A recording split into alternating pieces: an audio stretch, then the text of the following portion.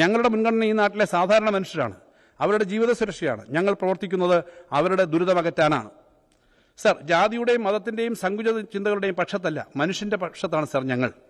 വർഗീയ ശക്തികൾ ഉയർത്തിയ ആക്രമണങ്ങളെയും പ്രചരിപ്പിച്ച അസത്യങ്ങളെയും നേരിട്ട് മുന്നേറി വന്നവരാണ് ഞങ്ങൾ. സർ, മതമാണ് മതമാണ് മതമാണ് പ്രശ്നം എന്നതല്ല ഞങ്ങളെ നയിക്കുന്ന മുദ്രാവാക്യം. അത് മതമല്ല മതമല്ല മതമല്ല പ്രശ്നം, എരിയുന്ന വയറിലെ തീയാണ് പ്രശ്നം എന്നതാണ് സർ. സർ, 1 കോടി മനുഷ്യരിലേക്ക് എത്തുന്ന സാമൂഹ്യ സുരക്ഷാ ധനസഹായങ്ങളും 5 ലക്ഷം മനുഷ്യർക്ക് കിടപ്പാടവും 1 കോടിയിലധികം പേർക്ക് സൗജന്യ ചികിത്സയും അതിദാരിദ്ര്യത്തിൽ നിന്ന് മോചനവും കടക്കണിയിൽ വീണവർക്ക് കിടപ്പാടം സംരക്ഷിച്ചു കൊടുക്കലും സർക്കാർ പള്ളിക്കൂടങ്ങളും സർക്കാർ ആശുപത്രികളും മികച്ചതാക്കലുമാണ് ഞങ്ങൾ ഏറ്റെടുത്തത്. അത് ഞങ്ങളുടെ രാഷ്ട്രീയമാണ് സർ. ആ രാഷ്ട്രീയം ഓരോ നിശ്വാസത്തിലും ഞങ്ങൾ ഉയർത്തിപ്പിടിക്കുന്നുണ്ട് സർ.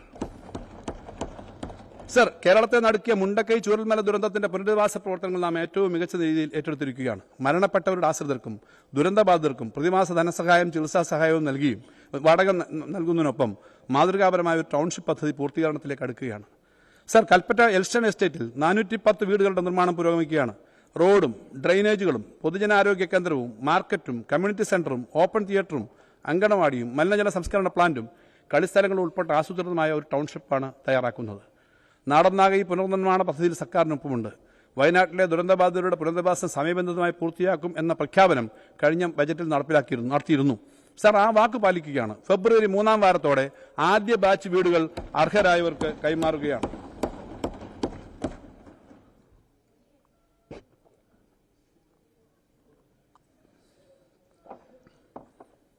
സർ, ക്ഷേമവും പുനരധിവാസവും മാത്രമല്ല നാടിന്റെ മുഖച്ഛായ മാറ്റുന്ന വികസന പദ്ധതികളും യഥാർത്ഥമാക്കിയാണ് 2ാം പിണറായി സർക്കാർ കാലാവധി പൂർത്തിയാക്കുന്നത്.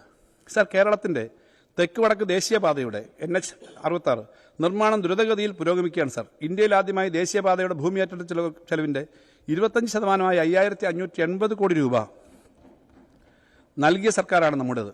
UDFന്റെ കാലത്ത് അസാധ്യമെന്ന് വിലയിരുത്തി ഉപേക്ഷിക്കപ്പെട്ട ഈ പദ്ധതിയുടെ ഓഫീസ് പൂട്ടി ദേശീയപാത അധികൃതർ മടങ്ങിപ്പോയിരുന്നു. പിണറായി വിജയൻ സർക്കാരിന്റെ ഇച്ഛാശക്തിയുടെ വികസന കാഴ്ചപ്പാടിന്റെയും ഭരണമികവിന്റെയും അഭിമാന പ്രതീകമാണ് ഈ ദേശീയപാത. കേരളത്തിന്റെ വരും തലമുറകൾ പിണറായി വിജയനെയും ഇടത് സർക്കാരിനെയും അഭിമാന പുരസ്സരം നോക്കിക്കാണും എന്ന് ഞങ്ങൾക്ക് ഉറപ്പാണ്.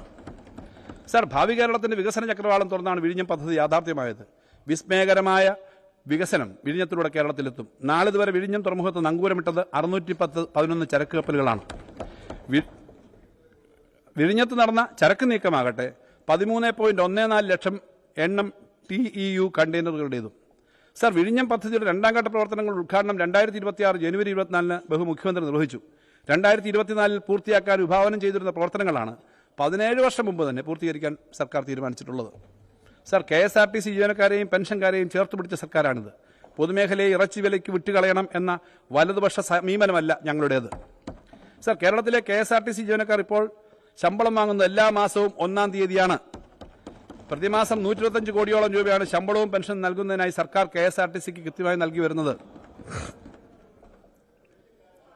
2ാം പിണറായി സർക്കാരിന്റെ കാലത്ത് നാളിതുവരെ KSRTCക്ക് നൽകിയത് 8525.43 കോടി രൂപയാണ്. 1-ാം പിണറായി സർക്കാർ 5002 കോടി രൂപയും ഉമ്മൻചാണ്ടി സർക്കാർ 1466.79 കോടി രൂപയുമാണ് KSRTCക്ക് നൽകിയത്. സർ, കഴിഞ്ഞ 5 വർഷക്കാലം കേരളത്തിൽ വ്യവസായ വളർച്ചയോട് കൂടി കാലമായിരുന്നു. സംസ്ഥാനത്ത് പുതുതായി ആരംഭിച്ചത് 3.92 ലക്ഷം സംരംഭങ്ങളാണ്. കേരളത്തിലേക്ക് വന്ന നിക്ഷേപമാകട്ടെ 22,000 കോടി രൂപയുടേതും ഇതിലൂടെ സൃഷ്ടിക്കപ്പെട്ട തൊഴിലവസരങ്ങൾ 7.5 ലക്ഷവുമാണ്. സർ, രാജ്യത്തെ വ്യവസായ സൗഹൃദ റാങ്കിംഗായ ഈസ് ഓഫ് ഡൂയിങ് ബിസിനസിൽ കേരളം 1-ാം സ്ഥാനത്താണ് സർ. സംസ്ഥാനത്തെ IT കയറ്റുമതി 1ഉം 2ഉം പിണറായി സർക്കാരിന്റെ കാലത്ത് 8,500 കോടി രൂപയിൽ നിന്നും 26,252 കോടി രൂപയായി വളർന്നു. പുതുതായി 100 ലക്ഷം ചതുരശ്ര അടി IT തൊഴിലിടം നാം സൃഷ്ടിച്ചു. സർ, സംസ്ഥാനത്ത് പ്രവർത്തിക്കുന്ന IT കമ്പനികളുടെ എണ്ണം 650-ൽ നിന്നും 1,160 വർദ്ധിച്ചു. സർ, വ്യവസായവും നിക്ഷേപങ്ങളും അടിസ്ഥാന സൗകര്യങ്ങളും വർദ്ധിക്കുന്നതിനൊപ്പം നമ്മുടെ അടിസ്ഥാന മേഖലകളും വികസിക്കുകയാണ്. സർ, ഈ സർക്കാർ ചുമതലയേറ്റതിനു ശേഷം നെല്ലിന്റെ സംഭരണ വില 30 രൂപയായി ഉയർത്തി. സർ, റബ്ബറിന്റെ താങ്ങുവില 200 രൂപയായി ഉയർത്തി. നെല്ല് സംഭരണത്തിനായി ഈ സർക്കാർ ചെലവഴിച്ചത് 2,720.15 കോടി രൂപയാണ്. സർ, ഈ സർക്കാർ നാളിതുവരെ വിപണി ഇടപെടൽ നടത്തുന്നതിനായി സപ്ലൈകോയ്ക്ക് നൽകിയത് 3,435.28 കോടി രൂപയാണ്. സർ, ഈ സർക്കാരിന്റെ കാലത്ത് സംസ്ഥാനത്ത് 5,82,908 പുതിയ റേഷൻ കാർഡുകൾ അനുവദിച്ചു. സർ, ഈ സർക്കാരിന്റെ കാലത്ത് സംസ്ഥാനത്ത് വിതരണം ചെയ്ത പട്ടയങ്ങളുടെ എണ്ണം 2,33,947 സർ, സംസ്ഥാനത്ത് ഡിജിറ്റൽ സർവേ പൂർത്തിയാക്കിയത് 10 ലക്ഷം ഹെക്ടർ ഭൂമിയിലാണ്. സർ, സംസ്ഥാനത്ത് ഈ സർക്കാർ നൽകിയ പുതിയ വൈദ്യുതി കണക്ഷനുകൾ 15,51,609 സർ, ഈ സർക്കാരിന്റെ കാലത്ത് ഉത്പാദിക്കപ്പെട്ട വൈദ്യുതി 39,302.84 മെഗാ യൂണിറ്റാണ്.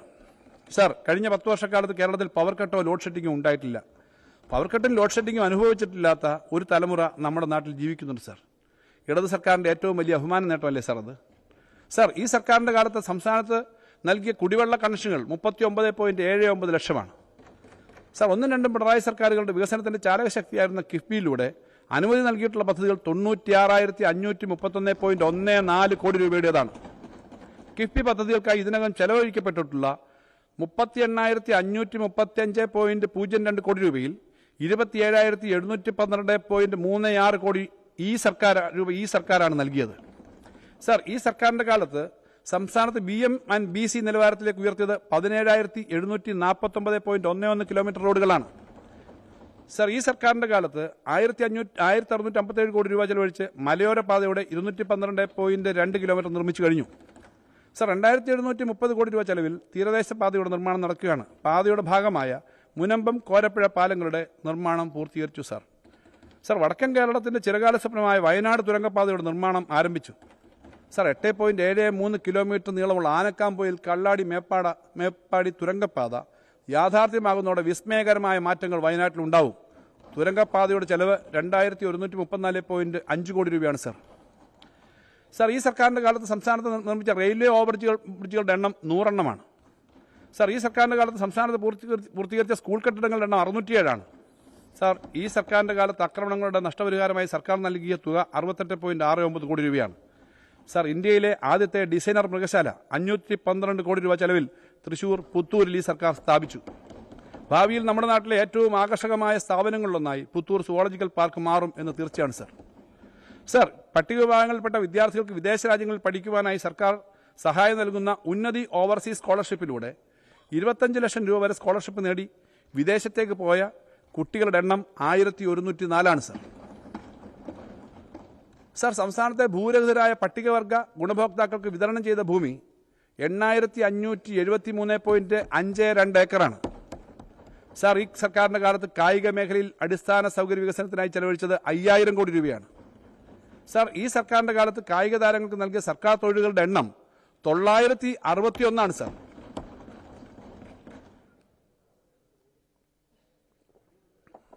സർ, രണ്ടാം പിണറായി സർക്കാർ 4 വർഷം കൊണ്ട് PSC വഴി നൽകിയ നിയമനങ്ങളുടെ എണ്ണം 1,45,586 ഒന്നും രണ്ടും പിണറായി സർക്കാരുകളുടെ 9 വർഷക്കാലം നിയമന ശുപാർശ നൽകിയത് 3 ലക്ഷത്തിലധികം പേർക്കാണ്. സർ, ഇന്ത്യയിലെ ആകെ PSC നിയമനങ്ങളുടെ കണക്കെടുത്താൽ 60% കേരളത്തിലാണ് നടക്കുന്നത്. ഒന്നും രണ്ടും പിണറായി സർക്കാരുകൾ കേരളത്തിൽ സൃഷ്ടിച്ച പുതിയ തസ്തികകളുടെ എണ്ണം 32,000 സർ, സംസ്ഥാന സർവീസ് ജീവനക്കാർക്കും പെൻഷൻകാർക്കുമായി നടപ്പിലാക്കിയ മെഡിസെപ്പ് ഇൻഷുറൻസ് പദ്ധതിയിലൂടെ ആകെ 2,374 കോടി രൂപ വരുന്ന 13 ലക്ഷത്തോളം ക്ലെയിമുകളാണ് സെറ്റിൽ ചെയ്തത്. സർ, മെഡിസെപ്പ് 1.0യുടെ പ്രവർത്തനം പരിശോധിച്ചും ഉയർന്നു വന്ന പരാതികൾ പരമാവധി പരിഹരിച്ചും തയ്യാറാക്കിയിട്ടുള്ള മെഡിസെപ്പ് 2.0 സർക്കാർ ഫെബ്രുവരി 1 മുതൽ നടപ്പിലാക്കുകയാണ്. സർ, മുകളിൽ സൂചിപ്പിച്ച ഈ നേട്ടങ്ങൾക്ക് 2 കാരണങ്ങളാണുള്ളത്. ഒന്ന്, ഇടതുപക്ഷ ജനാധിപത്യ മുന്നണിയുടെ ഏറ്റവും ശരിയായ വികസന കാഴ്ചപ്പാട്. 2, ജനങ്ങളിൽ നിന്ന് കൂടി സ്വീകരിക്കുന്ന നിർദ്ദേശങ്ങൾ ഉൾപ്പെടുത്തിയാണ് LDF പ്രകടന പദ്ധതി പുറത്തിറക്കുന്നത്. അതിനുവേണ്ടി സംസ്ഥാനമൊട്ടാകെ പഠന കോൺഗ്രസ് സംഘടിപ്പിക്കുകയും രാഷ്ട്രീയത്തിന് അതീതമായി സംസ്ഥാനത്തിന്റെ പൊതുഅഭിപ്രായം സമാഹരിക്കുകയും ചെയ്യുന്നു. അപ്രകാരം അന്തിമമായി ജനങ്ങളിലേക്ക് അവതരിപ്പിക്കുന്ന പ്രകടന പത്രിക സംബന്ധിച്ച പ്രോഗ്രസ് റിപ്പോർട്ട് എല്ലാ വർഷവും തിരികെ ജനങ്ങൾക്ക് സമർപ്പിക്കും. അതുകൊണ്ട് തന്നെ സർക്കാരിന്റെ ലക്ഷ്യങ്ങൾക്കും മുൻഗണനകൾക്കും വ്യതിയാനം ഉണ്ടാകുന്നില്ല. സർ, സർക്കാരിന്റെ തുടർച്ച മൂലം നമുക്ക് സാധ്യമാക്കാൻ കഴിഞ്ഞ വികസനക്ഷേമ കാര്യങ്ങൾ 10 വർഷം തുടർച്ചയായി സർക്കാരിന് നേതൃത്വം നൽകിയത് വഴി കേരളത്തിന്റെ ഭാവികാല വികസനത്തിന് ശക്തമായ അടിത്തറയിടാൻ 1-2 പിണറായി സർക്കാർ കഴിഞ്ഞു. സർ, വൻകിട വികസന പദ്ധതികൾ ആവിഷ്കരിക്കുകയും നവകേരളത്തിന് വേണ്ടി സമഗ്രമായ വികസന സമീപനങ്ങൾ അവതരിപ്പിക്കുകയും ചെയ്തു. അടുത്ത 2 പതിറ്റാണ്ടിലേക്കുള്ള കേരള വികസനത്തിന് അടിത്തറയിടാൻ 10 വർഷം നീണ്ട LDF ഭരണത്തിന് സാധിച്ചു. ഇത് ചെറിയ നേട്ടമല്ല. ലോകത്തിനൊപ്പം കേരളത്തിന് സഞ്ചരിക്കാൻ കഴിയുമെന്ന് നാം തെളിയിച്ചു. ശാസ്ത്ര സാങ്കേതിക രംഗത്തെ നേട്ടങ്ങൾ ഉപയോഗപ്പെടുത്തി നാടിൻ്റെ വ്യവസായ തൊഴിൽ രംഗങ്ങളെ ആധുനീകരിച്ച് അതിലൂടെ സമ്പദ് വ്യവസ്ഥയെ ശക്തിപ്പെടുത്തുക എന്ന ലക്ഷ്യം മുൻനിർത്തി നാം വികസന കാഴ്ചപ്പാടുകൾ അവതരിപ്പിച്ചു. സർ, ഭാഗം 2. Sir, VS centre. സർ, സഖാവ് VS അച്യുതാനന്ദൻ ഓർമ്മയായിരിക്കുന്നു. കേരളത്തിലെ സാമൂഹ്യ ജീവിതത്തിലെ ജ്വലിക്കുന്ന ഏടാണ് VSന്റെ സമരജീവിതം. VSന്റെ ഐതിഹാസികമായ പോരാട്ടങ്ങളും ജീവിതവും അടയാളപ്പെടുത്താനും പുതിയ തലമുറയ്ക്ക് പകർന്നു നൽകാനും കഴിയുന്ന ഒരു കേന്ദ്രം VS സെന്റർ തിരുവനന്തപുരത്ത് സ്ഥാപിക്കും. അതിനായി 20 കോടി രൂപ പകരുന്നു. കൂടുതൽ വാർത്തകൾക്ക് News 18 Keralam YouTube channel subscribe ചെയ്യുക.